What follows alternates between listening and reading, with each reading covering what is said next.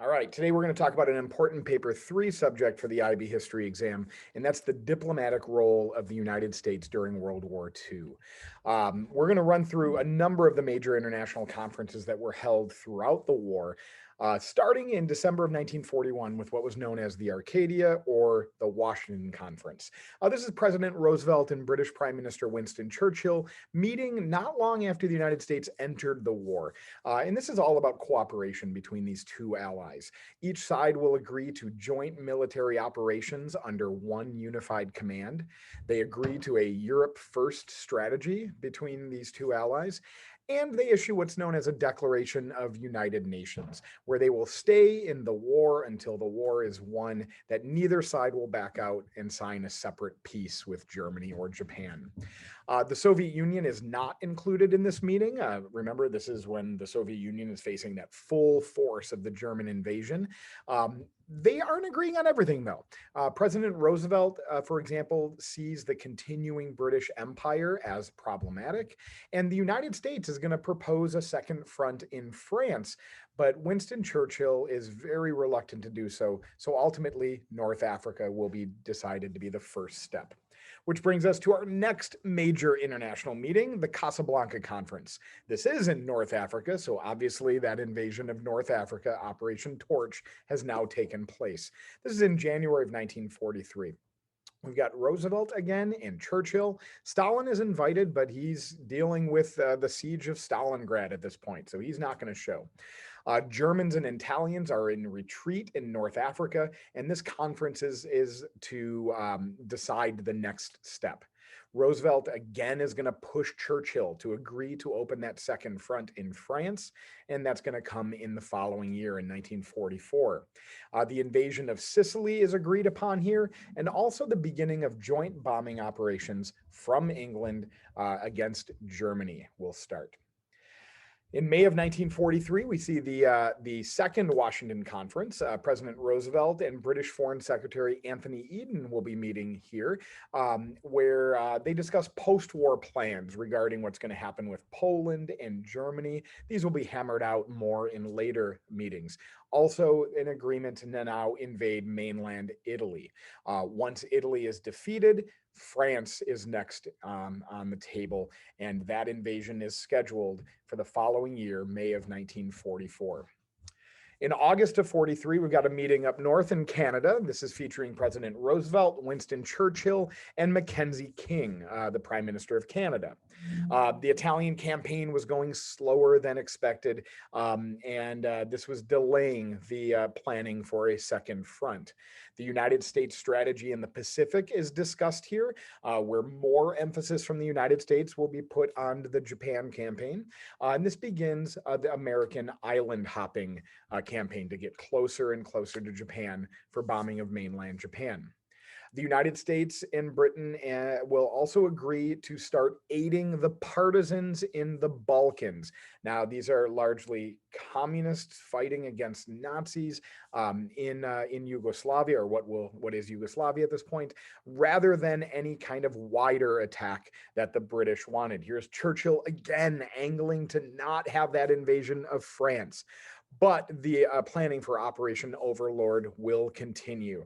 The United States is going to provide most of the supplies and material for the invasion, and that's going to be discussed at Quebec as well. November of 1943, the Tehran Conference. This is the first meeting of what is known as the Big Three of World War II. President Roosevelt, Joseph Stalin of the Soviet Union, and Winston Churchill. Roosevelt's hoping to gain the trust of Stalin, as positive post-war relations were necessary. Roosevelt can see the writing on the wall. We're pretty sure that Joseph Stalin is going to want some land out of what is liberated from the Allies. And so he wants that good relationship going into the post-war years. At Tehran, the future of Germany is going to be discussed, with notions of breaking Germany into smaller states or regions being on the table. And Stalin is calling for a permanent occupation of German lands. Please remember now, this is the second time that Russia or the Soviet Union is being invaded by Germany and suffering terrible losses. Also, the future of Poland is discussed. Stalin wants Poland to be a buffer state with a pro-Soviet government, and obviously the Western allies are leery of this.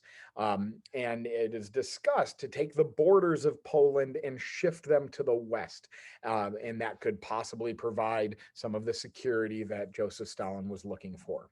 Also at Tehran, a date for Operation Overlord is solidified of May 1st, 1944.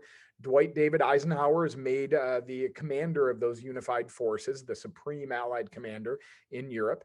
The partisans in Yugoslavia are going to continue to be given aid and now air support. The United States is going to continue their island hopping campaign in the Pacific, and the Soviet Union will agree to join the Pacific War once Germany was defeated in Europe. Also, that post-war Poland shift to the west is further discussed that will give new lands to the Soviet Union. In October of 1944, now we've had a successful D-Day invasion. It is not really a question at this point if the war is going to be won in Europe. It's more when the war is going to be won. And here we have a meeting between Churchill, Stalin, and the American ambassador in Russia, Averell Harriman. October 44, this is right before the presidential election, and Roosevelt is not there. Out of this comes what's known as the percentages agreement, where Churchill and Stalin are each discussing with each other that they could take a percent control and have essentially spheres of influence over Eastern European liberated nations. Now, nothing is officially ratified in the absence of Roosevelt, but it is a sign of things to come that there's not going to be, complete sovereignty of all of these liberated nations in the aftermath of World War II. February of 1945, a meeting in Yalta. Yalta is a city on the Crimean Peninsula in the Soviet Union.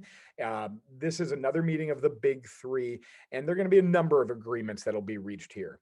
The Soviet Union is again going to enter the Pacific War, now giving a timeline of 3 months after the surrender of Germany.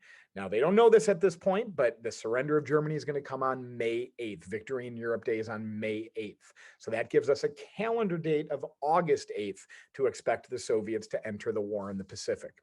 The United States, the Soviet Union, I should say, typo there, is going to regain lost territory that they had taken from them following the Russo-Japanese War. Germany and Berlin will be divided into 4 zones of occupation. Nazi war criminals will be tried in an international court of justice. Free elections are promised to be held in these liberated nations in Europe. And the United Nations is going to be organized with China, France, the UK, the United States, and the Soviet Union, all gaining permanent status as members of the Security Council. And we'll talk more about that in our Cold War discussions. Also, at February 1945, we do have some doubts and disagreements between these parties. There are questions over what kind of reparations Germany should be made to pay. Remember, that was a little bit of an issue at the end of World War I. Also, what's going to happen with the borders and the government in Poland, and questions ultimately about whether free elections would really happen. Can Stalin be trusted here? By July 1945, we really know the answer to that question in the final conference we're going to talk about at Potsdam. Potsdam is a city outside of Berlin, Germany. Here we have Churchill, Stalin, and new President Harry Truman. President Truman replaces President Roosevelt, who passed away in April of 1945. Winston Churchill himself will be replaced during this conference as the British government changes over with a new prime minister named Clement Attlee. President Truman here wants to show a strong hand as he's convinced that the Soviet Union would break earlier agreements. Soviet military was strewn across the liberated Europe. Communist governments were rising in countries like Poland. Truman does not believe that Stalin really allowed the fair elections that he had promised. Truman will also learn at Potsdam that on July 16th, the United States successfully tests our first atomic bomb, which will strengthen Truman's hand in his negotiations with Joseph Stalin. So what comes out of Potsdam? Germany is going to be divided as agreed to at Yalta. And you can see above me here the four zones of occupation that Germany is going to experience in the aftermath of World War II. Germany is going to be demilitarized and denazified. Germany is going to have to pay reparations, most of which going to the Soviet Union. And there's going to be a shared agreement where industrial production from the western portion of Germany will move to the east, and agricultural production from the east will move to the west. And again, the Soviet Union agrees to declare war on Japan, and they're going to enter it on August 8th. Then, in addition to these, we have the Potsdam Declaration. This is where the United States and our allies will make a declaration of a requirement for unconditional surrender of Japan, or else they will suffer from prompt and utter destruction. And obviously, the words aren't used, but we know now that the United States has atomic bombs. Japan, under this Potsdam Declaration, should they surrender, they will be able to maintain sovereignty over their four main islands, but that is all. They must disarm. Japanese war criminals would be prosecuted. Japanese democracy would be supported in the years forward. And there would be an occupation of Japan until all of the terms of the agreement would be met. So that's where we are through all of these conferences, and from the beginning of the war ultimately to the end with the Potsdam Declaration. And of course, the United States then uses atomic bombs on Japan on August 6th. Note that the United States beat that date of the Soviet Union entering the war by 2 days, and then dropped a second bomb on August 9th on Japan, shortly after the Soviet Union had entered the war by invading Manchuria. And it's going to be in the next week that Japan will ultimately surrender. We'll see you guys next time.